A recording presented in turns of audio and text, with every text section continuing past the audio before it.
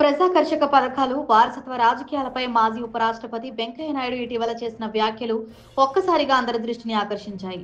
ఈ వ్యాఖ్యలు చేసిన సమయం, సందర్భం వెనుక ఉద్దేశమేమిటా అనేది చర్చనీయాంశంగా మారింది. ఉచితాల గురించి ఆయన గతంలోనూ కొన్ని వ్యతిరేక వ్యాఖ్యలు చేసినప్పటికీ సంక్షేమ పథకాలను రాజకీయం కోసం వాడుకుంటున్న వారికి మద్దతిచ్చి విమర్శలకు గురయ్యేవారు.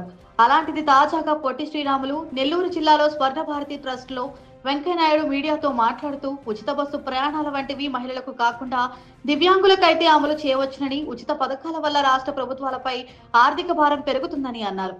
రాష్ట్రాల అప్పుల గురించి ప్రస్తావిస్తూ 5 ఏళ్లలో ఎంత అప్పు చేశారన్న దానిపై స్పష్టత ఉండాలని, అప్పులను ఎలా తీర్చుతారో కూడా ప్రజలకు తెలియచేయాలని ఆయన సూచించారు. విద్య, వైద్య రంగాలకు అభివృద్ధి చేస్తే పేదరికం తగ్గుతుందని, ఉచితాల వల్ల కాదని అన్నారు. వెంకయ్యనాయుడు వ్యాఖ్యలలో తప్పేమీ లేదు, కానీ ఏపీ రాజకీయాలను దృష్టిలో పెట్టుకుంటే ఆయన ఏపీ సర్కారును సంక్షోభం నుంచి తప్పించే ప్రయత్నం చేస్తున్నారా, లేక చంద్రబాబుతో కాస్త తేడా వచ్చిందా అన్న అనుమానం వస్తుంది. అయితే వెంకయ్యనాయుడు, చంద్రబాబు, లోకేష్లు ఇటీవల ఒక కార్యక్రమంలో కలిసి పాల్గొన్నారు. దీన్ని బట్టి ఊహిస్తే పొరపచ్చాలు వచ్చే అవకాశాలు తక్కువేనని చెప్పాలి. ఏపీలో చంద్రబాబు ఆధ్వర్యంలోని కూటమి సర్కార్ ఎన్నికల సందర్భంగా ఇచ్చిన అలవిగాని హామీలను అమలు చేయలేక నానా పిల్లిమొగ్గలు వేస్తున్న విషయం తెలిసిందే. సూపర్ 6 సహా సుమారు 150 వరకు వాగ్దానాలిచ్చిన కూటమి నేతలు ఏడాది పాటు వాటి అమలును ఎగవేసి ఆ తర్వాత కూడా అరకొరగా కొన్నింటిని మాత్రమే ఇస్తున్నట్లు ప్రకటించాయి. అది కూడా ప్రజల నిరసన నుంచి తప్పించుకునేందుకు మాత్రమే.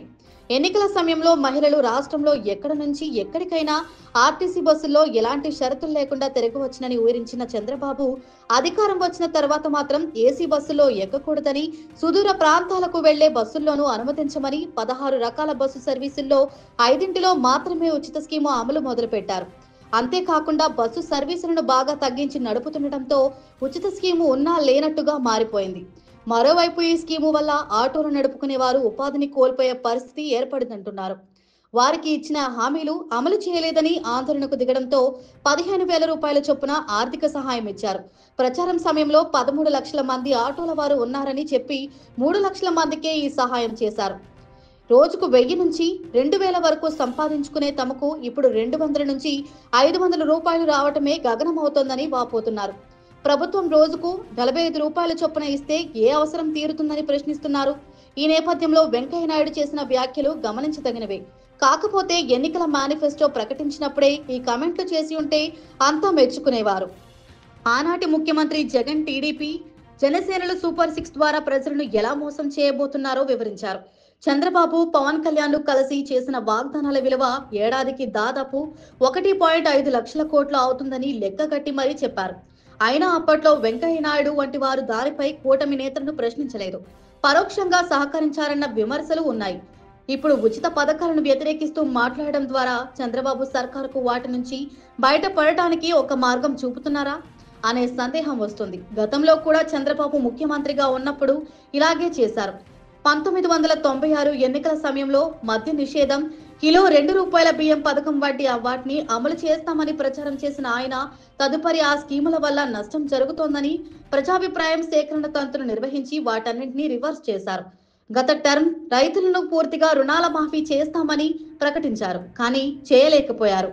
ఇప్పుడు కూడా తెలుగుదేశం మీడియాను వెంకయ్య వంటి వారితో ముందుగా ప్రచారం చేయించి ప్రజాభిప్రాయాన్ని కూడగట్టామని చెప్పి స్కీములకు ఎగనమం పెట్టడానికి ఏమైనా ప్రయత్నం జరుగుతుందా అనే సందేహం పలువురిలో కలుగుతోంది. ఎందుకంటే టీడీపీ మీడియా కూడా కొన్నేళ్ల క్రితం సంక్షేమ పథకాలకు వ్యతిరేకంగా కథనాలు ఇచ్చింది. ఇదే మీడియా ఎన్నికల సమయంలో చంద్రబాబు ఇచ్చిన హామీలు అద్భుతమంటూ ప్రచారం చేసేది. అధికారం వచ్చాక చంద్రబాబుతో పాటు ఎల్లో మీడియా కూడా ప్రజలను మాయం చేయడానికి తన వంతు పాత్ర పోషిస్తోంది. ఆ విన్యాసాలలో వెంకయ్యనాయుడు వంటి వారు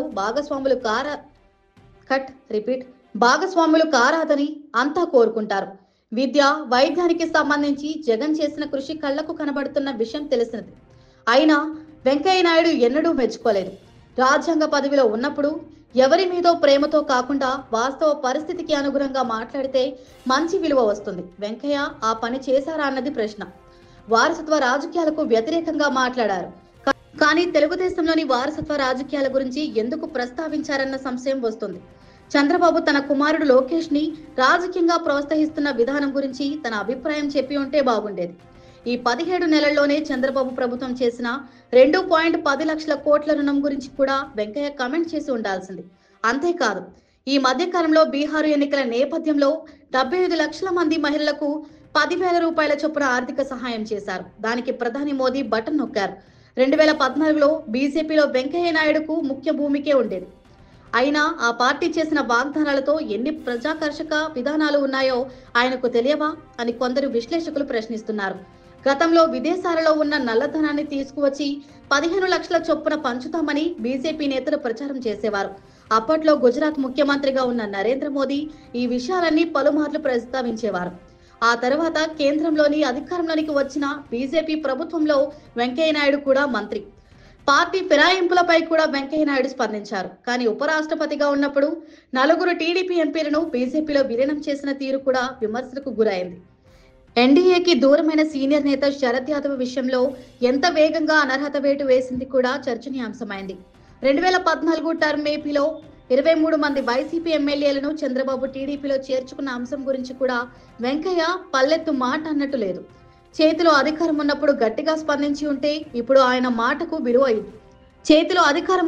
గట్టిగా స్పందించి ఉంటే ఇప్పుడు ఆయన మాటకు విలువ వచ్చేది. మరో సంగతి కూడా చెప్పాలి. ఓటుకు నోటు కేసు సమయంలో చంద్రబాబు కష్టాలలో ఉన్నప్పుడు వెంకయ్య నాయుడు కూడా తన పరపతి ఉపయోగించి అప్పటి తెలంగాణ ముఖ్యమంత్రి కేసీఆర్తో రాజీ కుదిర్చిన వారిలో ఉన్నారని చెబుతారు. తాజాగా ఏపీలో బయటపడ్డ నకిలీ మద్యం ప్లాంట్లు, అందులో టీడీపీ నేతల పాత్రపై కూడా వెంకయ్య నాయుడు గట్టిగా మాట్లాడి ఉంటే సమాజానికి మంచి సందేశం ఇచ్చిన వారే ఉండేవారేమో కదా.